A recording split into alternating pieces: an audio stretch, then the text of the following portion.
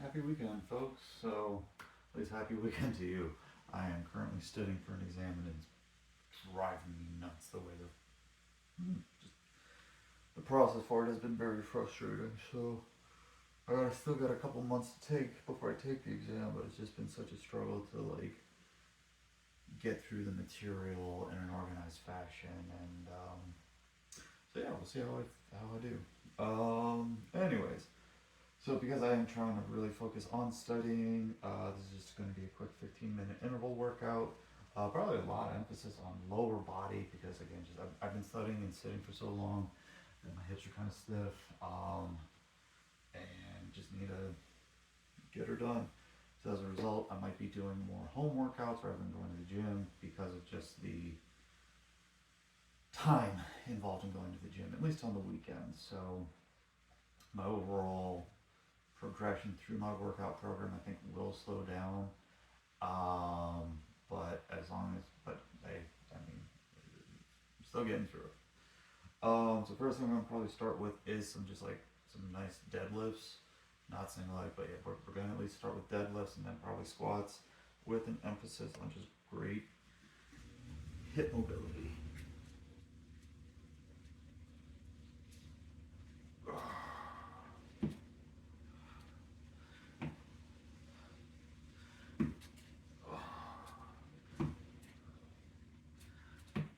Alright, I'm really just trying to get these muscles moving. Um, just because they've been acting as a cushion for so long today. Um, yeah, I'm about 40% through the material, so I got 2.5 months to get the remaining 60%. It's just, like I said, I'm just very frustrated. It's for physical therapy. Alright, we're gonna do a front squat. Right, here we go. Front rack hold.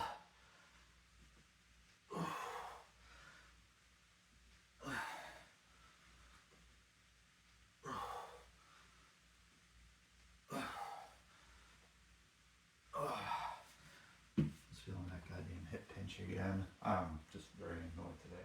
Yeah, I was feeling that relative hip pinch, and so I was trying to adjust my stance a couple times. So, like I said, it's just frustrating going through this from a physical therapy perspective.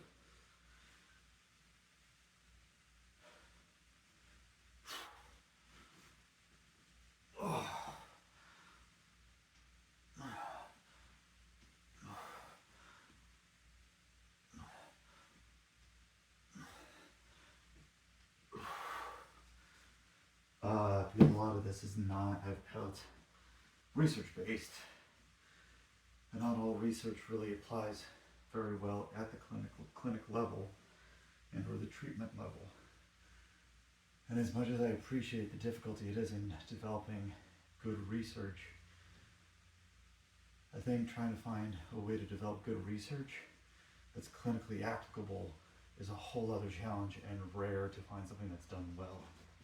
Split squats, here we go. I'm gonna go for some glutes.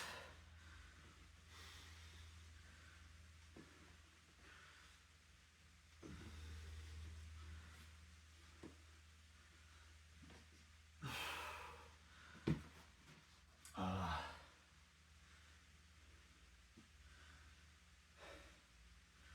but when you try and make recommendations for whether you do or don't support evidence, and within the same paper, you provide a higher level of evidence to essentially the same intervention or same assessment,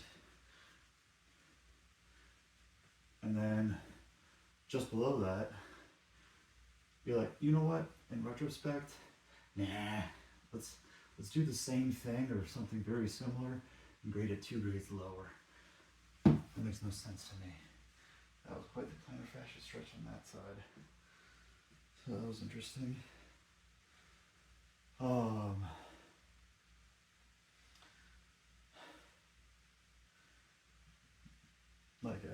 and a lot of it, I feel like, can be somewhere like, make sure to assess your patient during their recovery with you. I'm like, that's our friggin' job. Are you kidding me? Swings.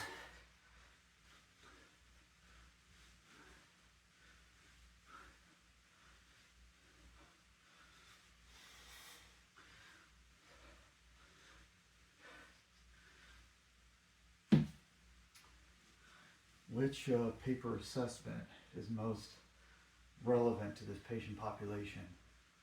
Okay, well, based off what I've been, examining, we should be giving them a 8-page intake form just to get their health information, and then they need apparently about 4 or 5 outcome measures.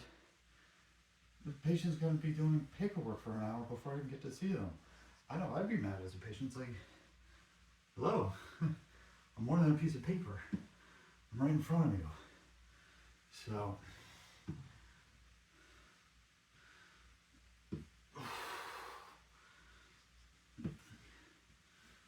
and it's like a lot of it's like, oh, make sure you do this. I'm like, yeah, so do your job as a PT.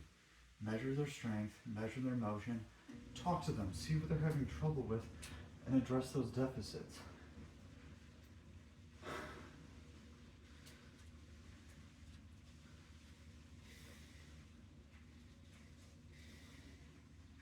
Oh, we recommend that you use exercise with other combined interventions for maximal patient outcomes. No, duh.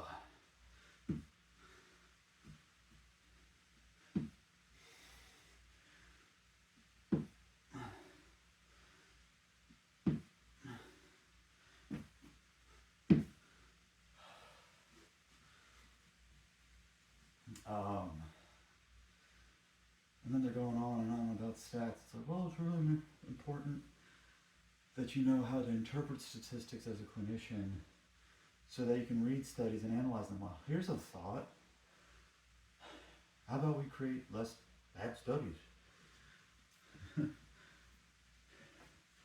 Maybe the focus should be on left lunges.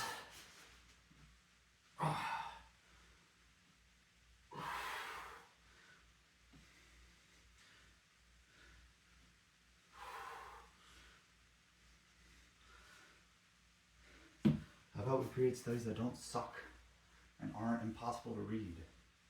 I don't have time to read an 80 to 90 page guideline with hereto, therefore, and ever after, right? I shouldn't feel like I'm reading some legal document.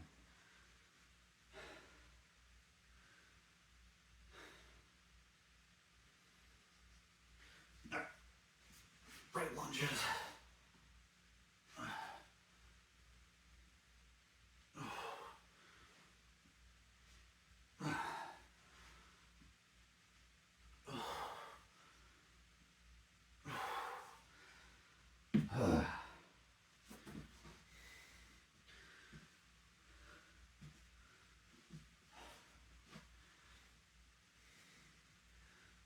And just like, personally, it's just like, I think we're overcomplicating something that shouldn't be that complicated. You have an individual in front of you. What's wrong with them? Ask them.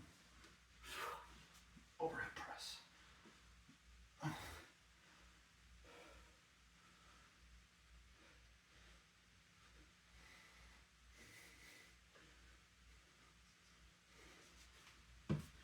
Oh, well, how irritable are they? Right now they could be fine. Tomorrow they might be more irritable. Right? Maybe on like this movement positivity kick right now where it's just like, okay, somebody comes in with back pain. Can they move? Well, they managed to get from their house to the appointment, so clearly they can do something. And maybe we should be focusing less on telling everything or guessing everything that's wrong with them.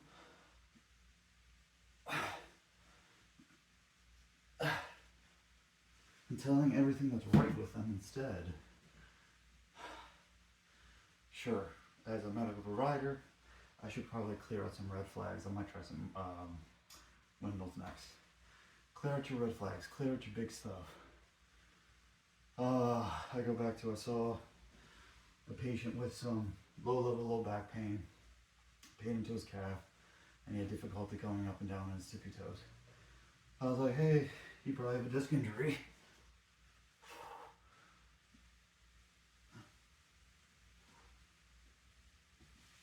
Oh.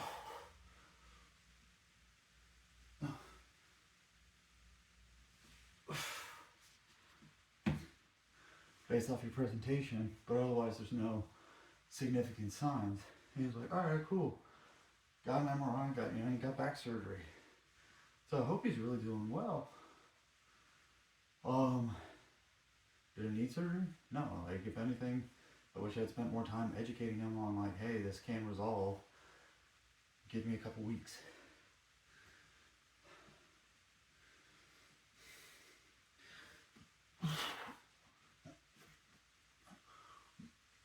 Oh, buddy. Oh.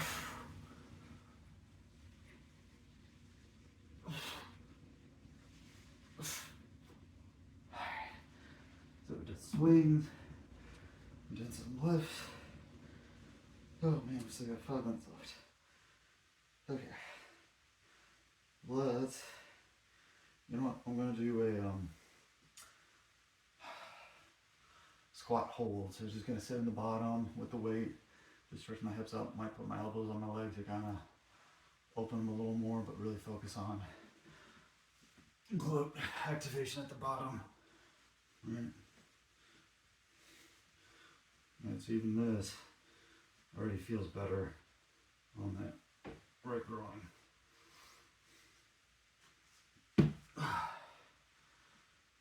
Oh.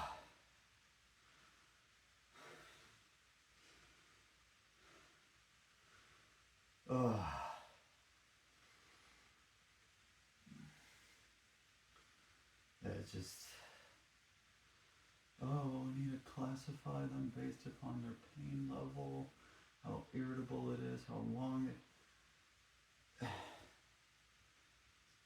Who cares, Rose?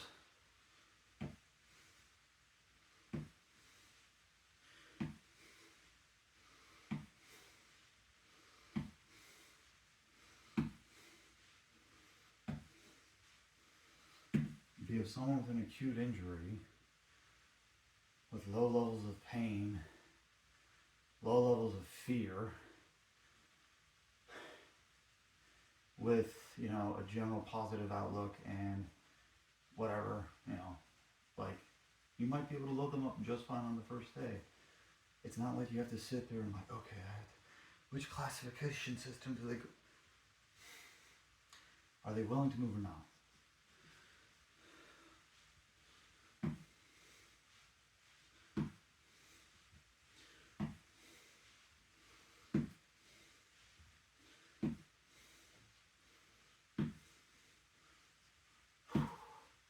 If they are willing to move, great. If they're not willing to move, find some other way to get them to move.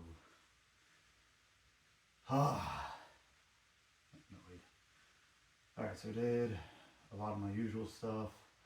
Might actually do a plantar fascia stretch for a little bit here on this next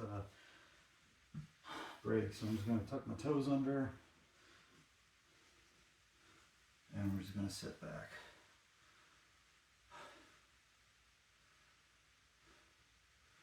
Oh, what consideration would you have for a patient with this type of arthritis for their knee pain? Can they do it? It doesn't seem like a very difficult question, personally. Alright, we've done this, we've done those, we've done those, we've done those. Let's work in some jump rope. Get toy. Oh, it's tangled. I'm also a little caffeinated, which doesn't help with my general irritability.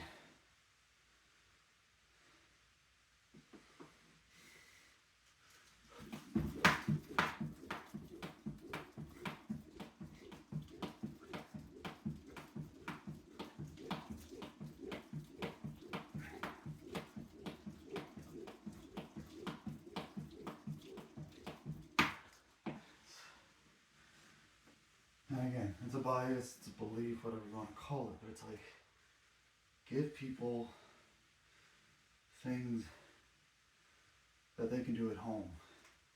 Things that inspire their own confidence and independence. That's my bias, sure. I think it's my last round anyway, so I'll go on a little mini rant after this.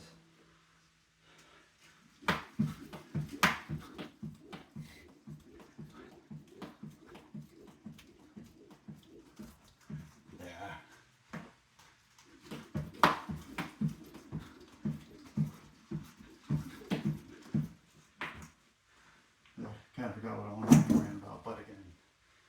Oh, that's right. If I see a patient for 2 hours in a week, that means I'm there for less than 2% of their waking hours. So within that time, I want to invest within them an ability to take care of themselves. Oh, I have back pain. Great, okay.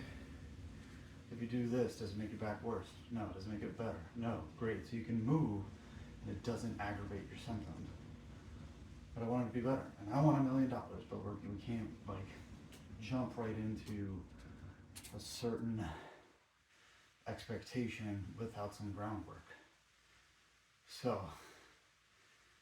just again, my basis here on this channel has always been to start moving. Do what you can. Don't force anything that isn't there. And also managing your expectations and your workouts so that you can succeed without being disappointed. Slow growth is better than no growth. I prefer to grow slowly or moderately rather than quickly and aggressively and suddenly crash. So, my hope is that in the coming years, you, myself, and I can all just lead a generally healthier, more movement-based life of things that we enjoy. As for this exam, we'll see what happens. But if you hung out with me this long and enjoyed my ranting, you let me know. But if you did what I did today, great. If you did your own thing, great. If you're starting looking for ideas, motivation, discipline, or community to support you, it's what we're here to do. Help each other be a little better every day. So, good job today. Keep working hard. We'll see you next time.